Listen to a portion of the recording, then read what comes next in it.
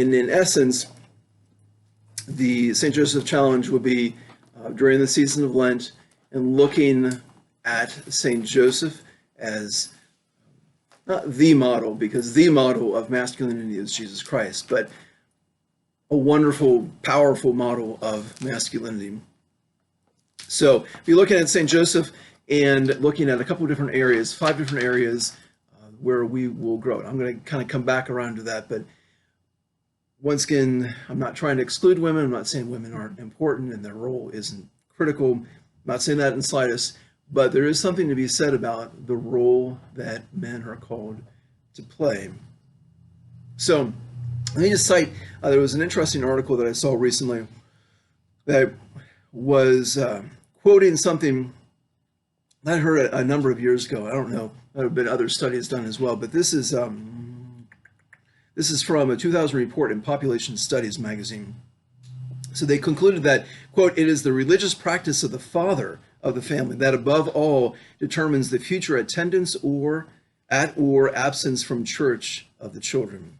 Okay. More specifically, it states, quote, "In short, if a father does not go to church, no matter how faithful his wife's devotions are, only 1 child in 50 will become a regular worshiper.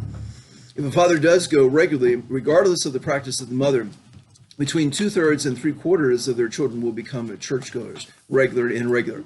Now, I'm not exactly sure what the whole context behind this study and what their push is, but I think it goes without saying that the role of the father in a particular way is sort of numerically disproportionate to sort of that 50-50. You think, well, you got a mom and dad, so they both have a 50% sort of input.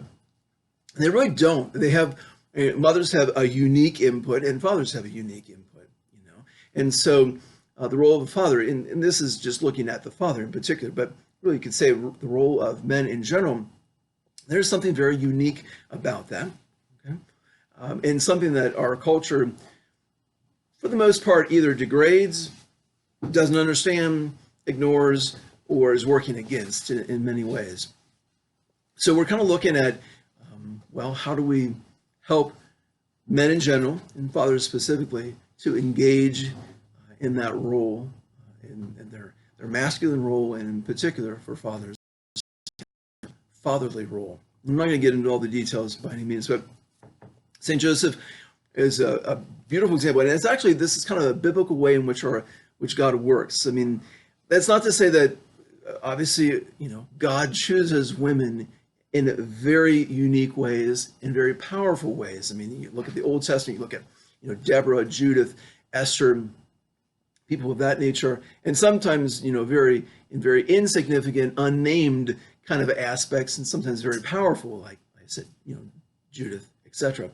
But obviously we have our Blessed Mother, so that is not to negate, the role of women in the slightest way.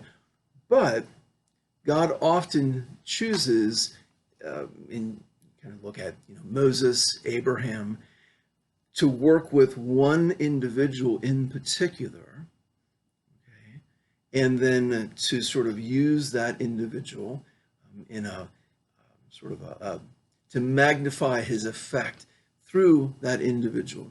And oftentimes, is working through these sort of fatherly figures. And of course, we have St. Joseph as a beautiful example of where God specifically chose this man to be the guardian of his 2 greatest treasures, his son and our Blessed Mother. So the program is just going to look at, or the challenge, it basically, everybody will have, and it's really kind of I don't say a do-it-yourself kind of thing, because it can be as much on your own as it can be together. What I mean by this is basically pick up the manual, and we'll probably have a card with it that kind of details out, well, what is the St. Joseph Challenge? And you could do it completely on your own if you want to. Or we're also going to have, and these are completely optional, we're going to probably have, I think all told, 7 meetings. They'll be on Saturday mornings, just for an hour, 7 to 8 in the morning. And that's kind of early, but usually it's before everybody's family, is getting up anyway. So hopefully that, eliminates, you taking family time away in that sense. But we'll have one kind of preparatory, let's try that, meeting right before Ash Wednesday, and then we'll have 6 meetings on the 6 Saturdays during Lent.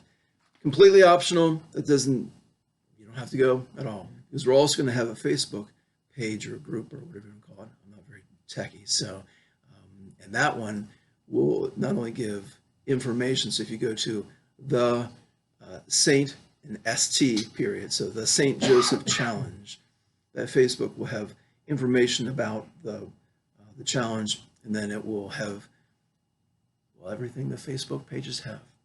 So it will allow people to communicate and post and or comment, or I don't know. That's techie stuff. That's somebody else is going to handle that. So we're going to look at 5 areas. It's not exhaustive by any means. We're going to look at 5 areas. So love of Mary, guardianship, recollection, life of prayer, life of the sacraments, or sacramental life and prayer life.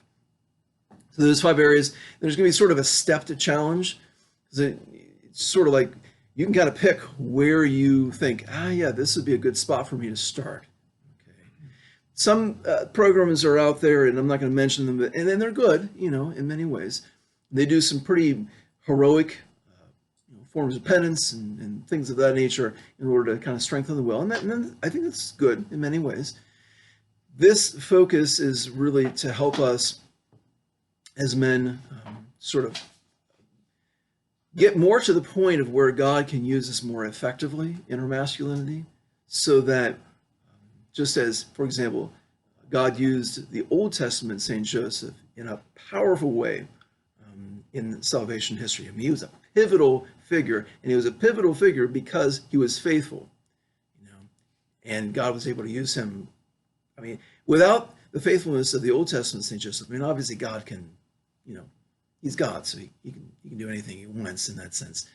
But you could very well imagine that, well, the whole, promised people, were pretty much wiped out because they all starved to death. If you know the story of Saint Joseph in Genesis, that's a whole other story. But it shows how God chooses, and obviously the New Testament Saint Joseph, is a beautiful example of how God chooses, to work in the life of this, particular individual, and in this case with men.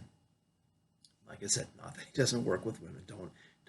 Don't anybody misunderstanding that. But in a unique way, I think we need as men to step up to the plate and to really orient ourselves more closely to where God is calling us to be, so that God can use us even more effectively in his plan on the micro level in our own personal lives and our family lives, and then and working out, to that macro sense of, people we work with, friends, parish, et cetera, through in our nation.